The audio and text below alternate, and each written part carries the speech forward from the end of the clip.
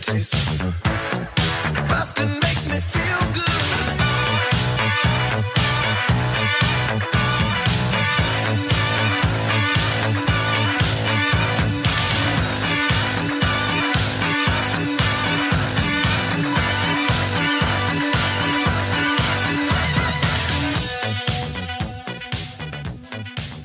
Hi, everybody. Welcome to Blockbusting, the podcast where we love to hate movies. I'm your host, Jay Light. Joining me today from his elaborate voiceover booth, I love it, it's Andrew Parker Scott. Hello, hello. I'm calling you from my spider hole. I dig it. I love especially that you have multiple sound isolation setups. It feels so much more. I wish that I could do my podcast in a professional sound setting like you have, instead of where cats can freely roam onto my desk at any given moment. That's one thing I think. Like, I want to get a cat, but I know for a fact it will not like the sounds I make in this booth, and it will attack me. Yeah, that's what happens anytime I've done any sort of VO stuff in my home booth. The cats, I have to lock them out of. I have luckily two doors. I have to lock them out of the bedroom and the closet, and then also the kitchen, which is the go-between, because otherwise they will be scratching at the door, and I will hear them on the closet door and in the bedroom door. Oh, they'll make you pay for that when it's time to go to sleep. Yeah, they do every time. They're very happy that I haven't done any VO work lately. keeps them better. This week, this episode, we were, I'm really, oh God. I was just talking to Andrew before the podcast started recording, because I watched Old this week, and I can't talk about Old on the show, I don't think, in a way that like will make me sound like I hated it, because I can't stop thinking about it. But Lady in the Water, which is the movie you've chosen for us today, also directed by the narcissistic god M. Night Shyamalan, is not like that. This movie is a fucking drag, and then a self-indulgent drag at the very end, and not even a way that feels fun and winking. It's just it's kind of petulant and childish. Oh yes. I want to preface this by, like, for me, when I think of, I rarely say I hate a movie. I mean, it's a very short list of movies I full on hate. Mm-hmm. Normally, I think of a movie maybe as bad, and I'll find elements of it I can appreciate, or like say, oh, at least it was an interesting swing, or I kind of see what they're going for. Lone Ranger is not good, but the bookends, the beginning and the end, are spectacular. So I can say something nice about that. This is one of those cases where I remember when I saw it, I was enraged by what I saw, and I couldn't process this. And you're kind of touching at the center of what this is when you say it's petulant and it's narcissistic, because it kind of, on one way, is, if you don't like it, it's kind of poking you in the chest and calling you an asshole for not liking it. That's the feeling you get from this movie. Yeah. How did you watch this for the first time? Did you see it in theaters? Did you watch it with friends at home? This wasn't a theater.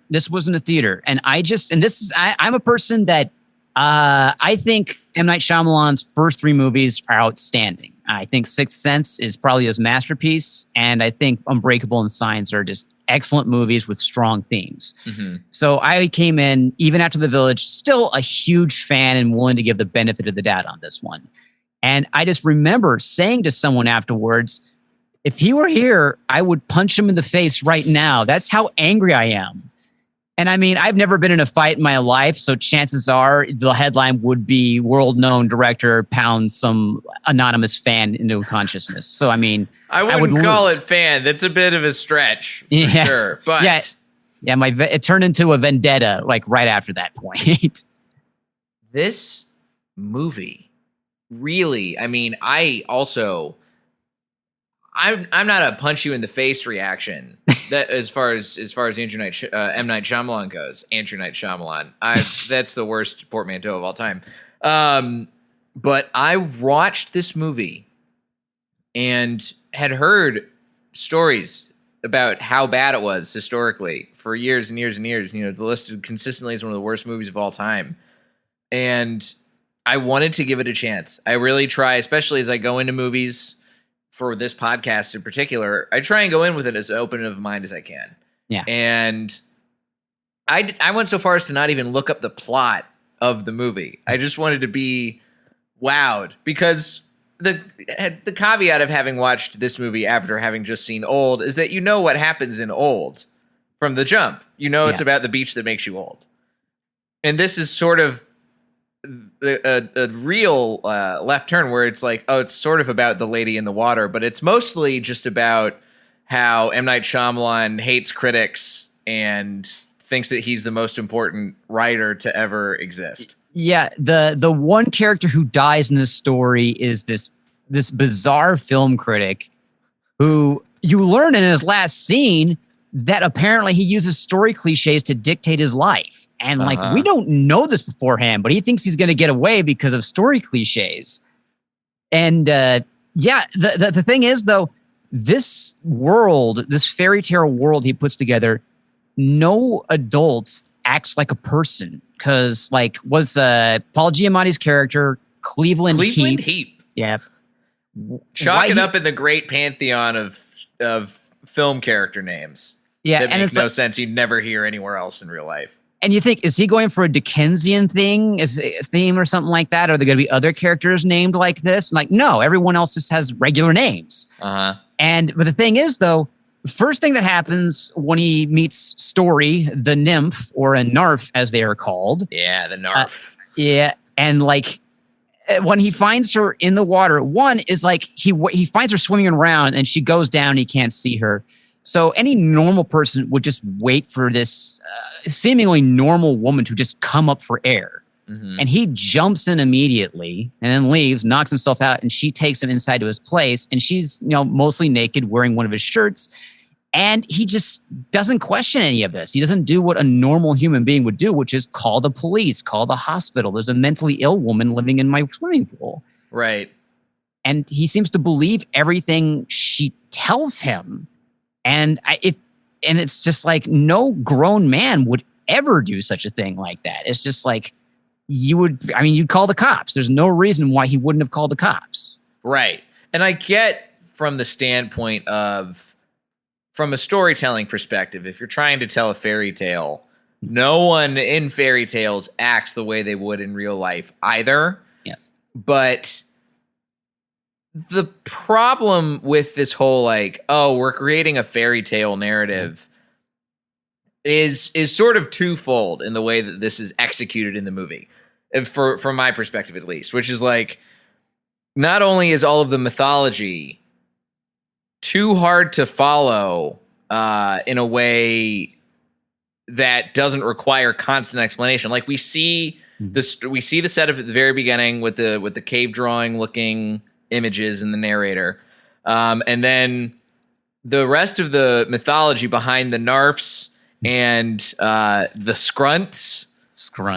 And what else? The tartutics. Yep. The eagle, the great eagle. What's the eagle called? Where on Wikipedia is this? I think it's Etlon. I think the eagle's name is Etlon. Yes. And then all of the various roles, the guardian, the symbolist, the guild, the healer, all of this stuff is never, I'm sure you've heard, as any person who's heard about filmmaking goes at all. You want to show, not tell. And the problem is all of this stuff is told literally by characters having exposition dumps to Cleveland Heap. Yep. And the other crazy thing is she never really does anything magical or amazing. People just look at her and like, whoa, there's something special about this lady. But she doesn't, she's a water nymph. Have her do something with water to show that she's magical.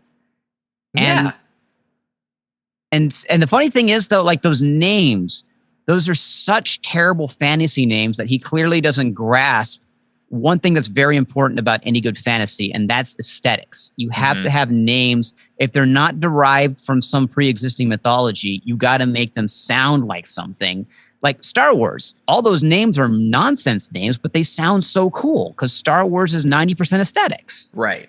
And not only is the aesthetics so on point in Star Wars and in other fantasy stories, we are placed in a world in movies like that where there's no one explaining how the world works to people constantly. Like, we are trusted as audience members to be able to follow what's going on and not have our hand held throughout the whole thing. And instead of trusting the audience, what M. Night Shyamalan does is over-explain everything constantly to our audience surrogate. And also to us, like none of the important info that comes up, even just as a character development information, like all the stuff with Cleveland and his family, none of that is shown to us. None of that is stuff that comes out naturally. It all feels very unnatural. There's literally a moment about half an hour in where the Narf is reading the diary and says, "Yeah, I know why you're sad. It's because your wife and children were murdered." Yeah. It's like, it's like this mythical creature just goes to this gross invasion of privacy, and we're just gonna go away. I'm just kind of like, okay, she's here for this mission where she has to inspire this writer to write this great piece of work, and she accomplishes her mission like halfway through the movie. So it's like the whole point of this happens, and now we got to get her out of here. So it feels like we've peaked early, and we've got like another miserable hour to deal with here. Oh yeah. It's one of those things where like I finally put into words after this second viewing why this hits me like it does, and I realize it expects you to be enchanted without actually enchanting you. So yeah. And you just realize like there's this weird sense of entitlement to the whole thing. And actually this kind of bleeds in because I don't know how familiar you are with the making of this movie. I am not familiar with it at all, other than just looking on very briefly at the Wikipedia page. Yeah, so this is inspired by bedtime stories M. Night Shyamalan made to his children. Like he was making it up as he went along to them, and he used the basis for this story. So this is a crazy odyssey, and it's all documented in this book called The Man Who Heard Voices, which I don't know how this guy got this gig. This guy who's a Sports Illustrated writer, does not cover movies, got to just basically do interviews and cover the making of this movie. And it's a total puff piece, but it takes all this stuff that's really bad and tries to make it look good. So, I mean, there's just no way to make it look good, but it's such a kiss-up piece. But it starts off where he puts together the story and the screenplay. And this is when Touchstone Pictures was a thing. And he did it under everything he's done prior to this was shepherded by this executive named Nina Jacobson. And she's one of those people in this industry who actually has really good taste. So he worked with her on that. And he had a script ready. And basically he had it professionally couriered to her on the weekend, and he insisted, you must read this right now, try to do it by fireplace or whatever. This is an experience, not a reading. Well, she didn't read it immediately. She has a kid, and she was taking her kid to a birthday party. So when she said she hadn't read it yet, he was, I guess, outraged by this. And then when they finally read it, she and all the other executives said they didn't understand it. They had notes, which really sent him off the rails, but they said, you've made so much money for us already. We're just going to give you the $60-something million budget and do whatever you want. And he left Touchstone. He decided to take that script elsewhere because they weren't in it 100%. Oh, my God. And he took it to Warner Brothers. And Warner Brothers made it. But, I mean, it's just like they gave him notes. And it sounds to me from the book, they're good notes with problems in the movie that are still there. What were the notes? They're like, Narf, Scrunt, these names are terrible. Change them. You can't have a film critic getting murdered in this. The critics will hate you. Yeah. And also, it's kind of like, you can't cast yourself as this world's greatest writer. People will see it as narcissistic. Yeah. And so it's like, wow, executives can be right every now and again. And they are absolutely right in this case. Oh my! I've never loved film executives or studio executives more than hearing about this story. Yeah.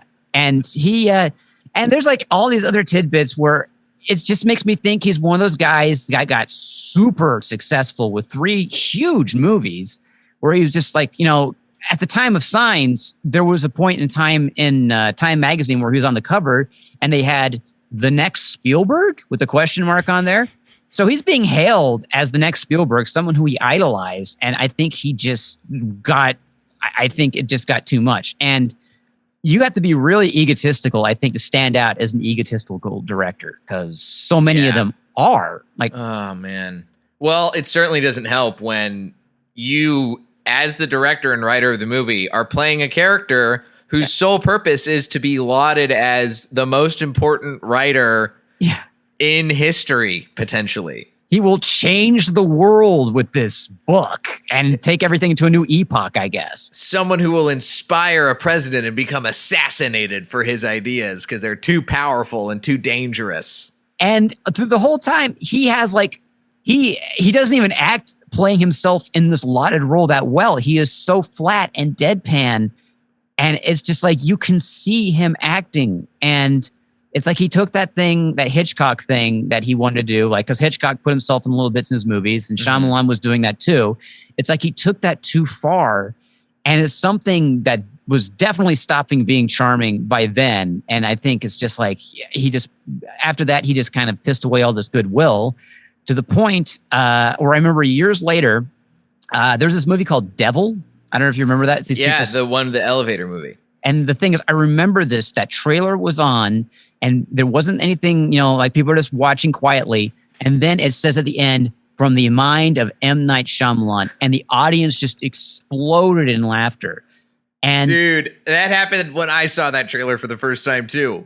And I saw that 6 times in theaters. That trailer happened every single time.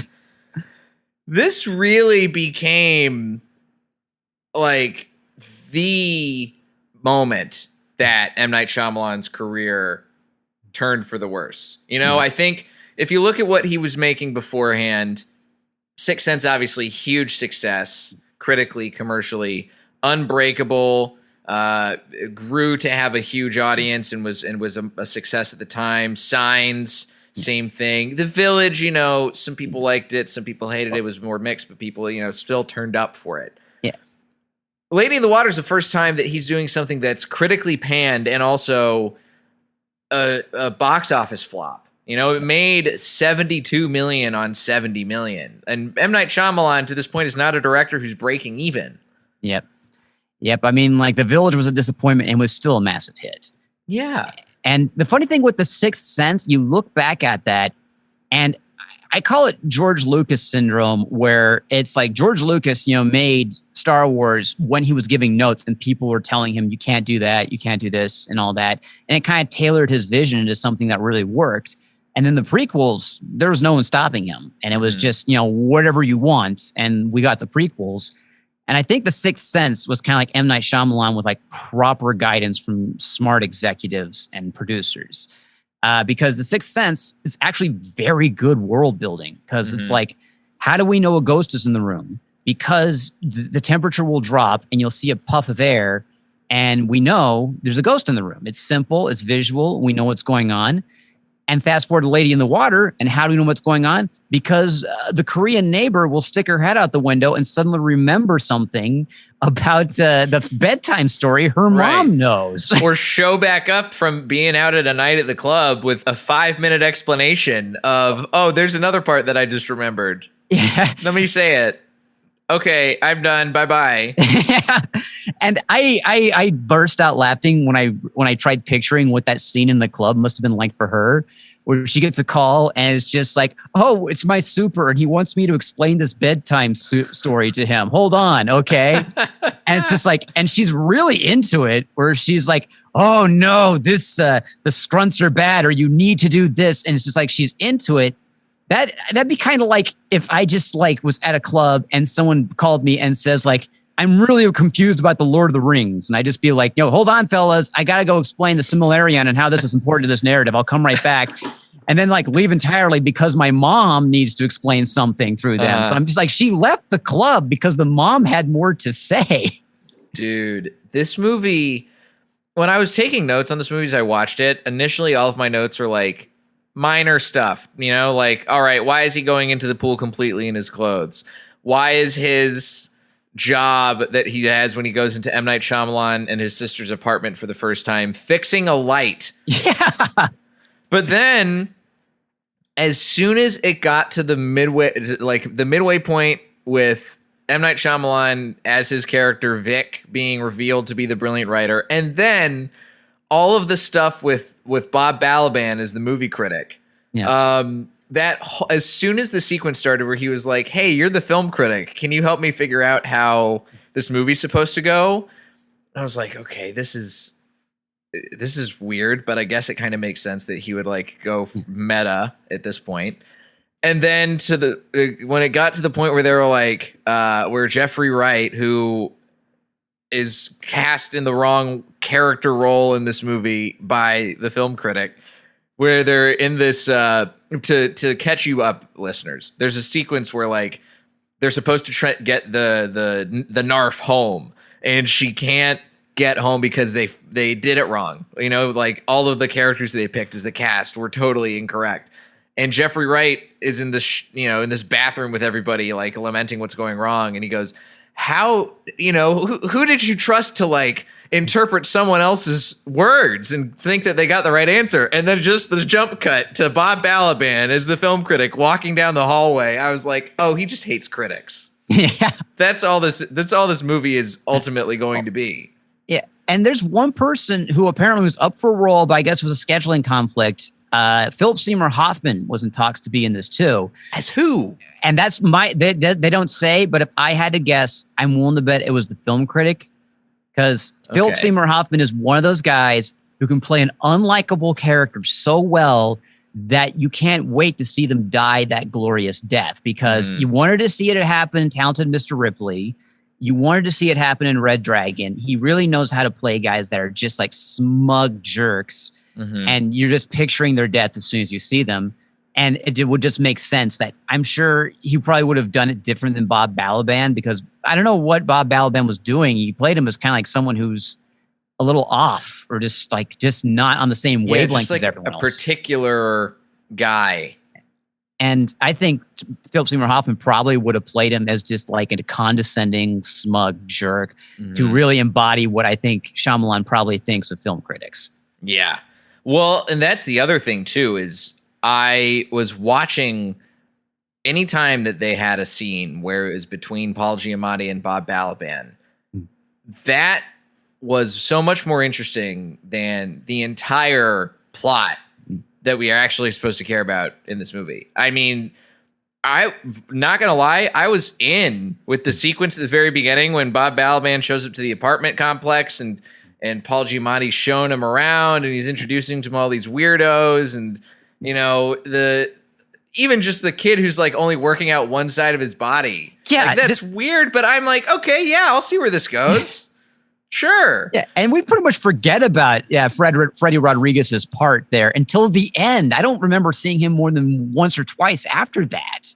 Yeah, he's barely in it. He shows up at the very beginning, and then he shows up at the end because he's actually the guardian who's supposed to keep the scrunt at bay. Yeah, and that's the funny thing. This was a weird narrative trick where, it's revealed that Balaban was wrong, and the guild isn't this bunch of musicians who argue about nothing, with Jared Harris as their leader. And I completely forgot Jared Harris was in this. I thought that was Jude Law in deep fake mode for a second there. But it turns out it is Jared Harris who's doing a serviceable job, as serviceable as you can be in a movie like this. But it's just funny how like everything, is wrong. And it's just kind of like, it feels like a vomit draft where like there were no other drafts. Cause you know how you do a vomit draft and you just get your ideas on the page and forget it late and just fix it later.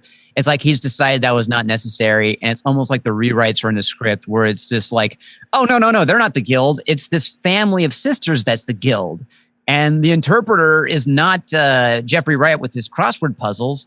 It's it's his passive aggressive son who gets them from cereal boxes. Right. Because the first thing that Son says is like, looking at the back of this cereal box reminds me of that time you forgot to pick me up from school or something like that. And it's just so, it was just so direct. I'm just like, that's how you start your morning. There's so much, because this is the thing that especially in this movie, that having seen now a lot of M. Night Shyamalan's cinematic oeuvre, which is, it's crazy that we can call what he's done to the world of film an oeuvre. You know, Lady in the Water feels like it's the last time that he had actors who were actually good actors in the movie. Yeah. And they were maybe standing up to him and offering him up something as an actor and like fighting, like maybe it was more of a collaborative effort as opposed to just sort of falling over. Or I don't know what his directing style on set is like, obviously, but like Paul Giamatti is doing some solid work in this, I think. Jared Harris is doing a solid, fine job. You know, Bob Balaban, Jeffrey Wright, even, Bryce Dallas Howard is given barely anything to do, but that bare amount that she's given to do, she does with panache. Yeah. But over the course of his career, and I think it really starts to shift with The Happening, is the big time names who he casts as his leads really stop giving a shit about putting up a good performance. And maybe M. Night Shyamalan is too focused on his own narcissism to engage with actors in that way.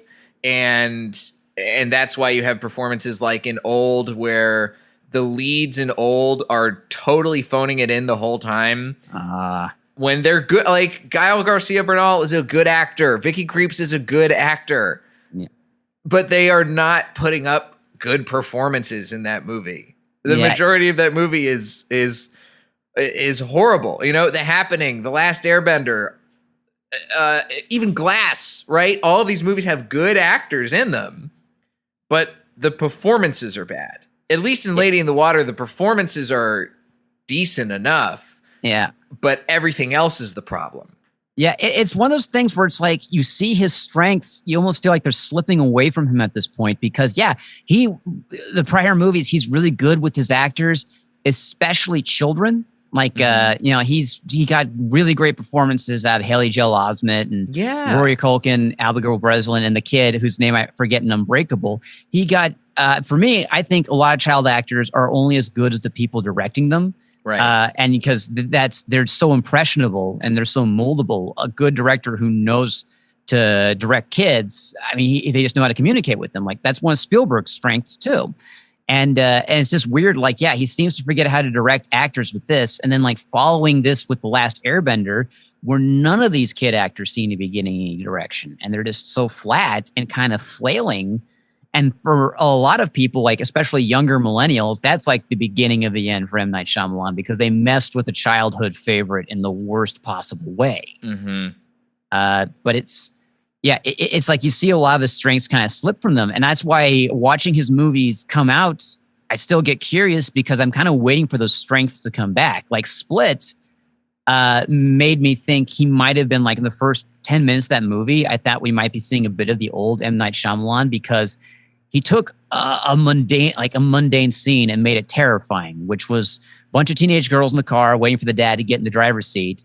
And then a stranger takes his place. And it's just this moment of tension and horror that's, like there's a stranger. What's he going to do? And it's so like grotesque that I'm like, oh, he might be finding his footing again. And that movie it's fun for its tastelessness, but it's also like his bad habits were still there. I mean, And I mean, even in Old, which is so fresh on my mind, the bad habits of writing dialogue that does not sound human and having performances come out that also feel detached.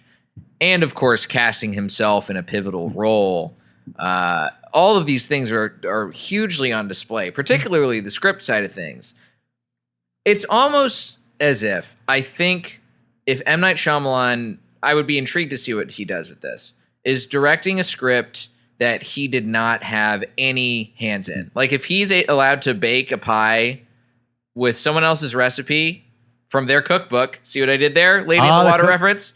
If he's allowed to use someone else's cookbook and doesn't get any of his own fingers in the pie, I feel like he's going to put out a pretty competent and interesting pie. He might actually get excited again because it's like, I mean, he must have got excited about something about Old because Old, I think, is based on a graphic novel, I think. Mm-hmm. So yeah, it's based on a French graphic novel, I believe, Sandcastle.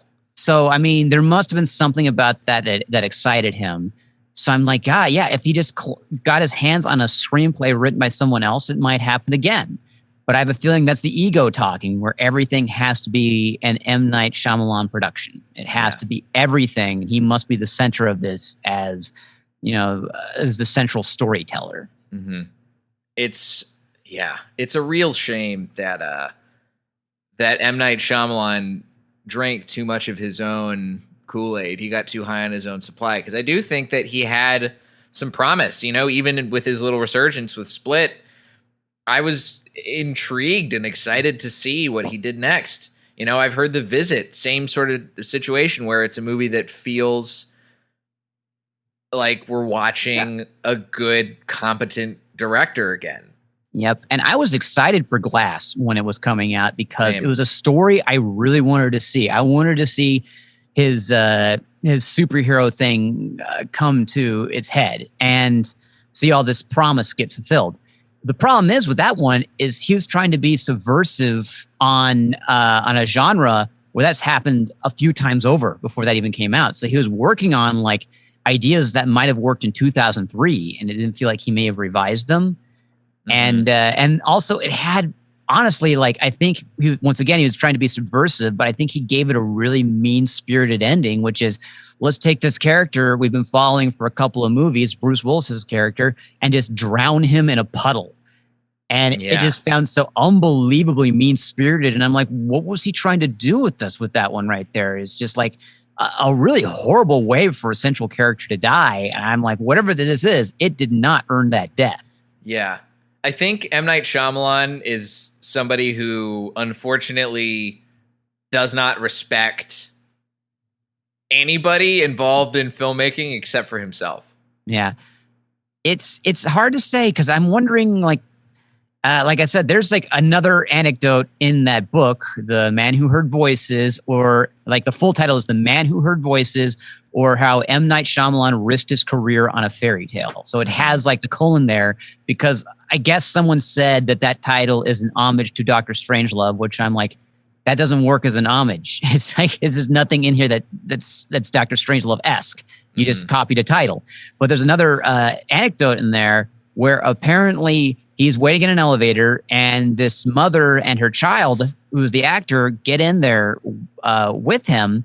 And for no reason whatsoever, he decides to talk to the kid. And the kid is just like, this is just a stranger. I don't want to say anything. The mom's getting a little defensive. They had no idea who he was. And he remarked on the incident, it's like, that's a shame. They didn't realize they were talking to like this big director and all this stuff. It's like they might have, like, this might have been the change in their career they needed, and they just didn't know who they were talking to. Which I'm just like, God, I wonder if he said that with like a dramatic air, like he had to have. Like he's M. Bison in Street Fighter. It's just like, the day M. Night Shyamalan graced you in that elevator would have been the greatest day of your life. But for me, it was Tuesday. Oh God! If only Raul Julia was around still, he could play M. Night Shyamalan in a movie. I feel like that's the perfect actor to play him in a biopic. It's just, but it's one of those things where, like, he's a guy I don't want to ridicule because I think he's undeniably talented. It's just that he earned every last bit of it, and. So I just look at that in just full bewilderment, because you don't expect someone to be at the height of their powers with their debut movie like that. Right. It's a total shock. And I say that, as much as I am making fun of this movie and of a lot of the things that M. Night Shyamalan's done, I see the artist in there. I see the talent in there. Yeah. And I think, I've sort of touched on this, and I'm curious to see what your answer to this was going to be. I wonder if there's a version of Lady in the Water and maybe not, of course, with the same story, but maybe something that's in this world with these characters that you think is a better, more serviceable movie that still has that M. Night Shyamalan-iness to it. Like, I would be intrigued to see something, again, that's focusing solely on the relationship between Paul Giamatti and Bob Balaban's characters. I think there's some real interesting meat there that we never really get to explore. But what do you think?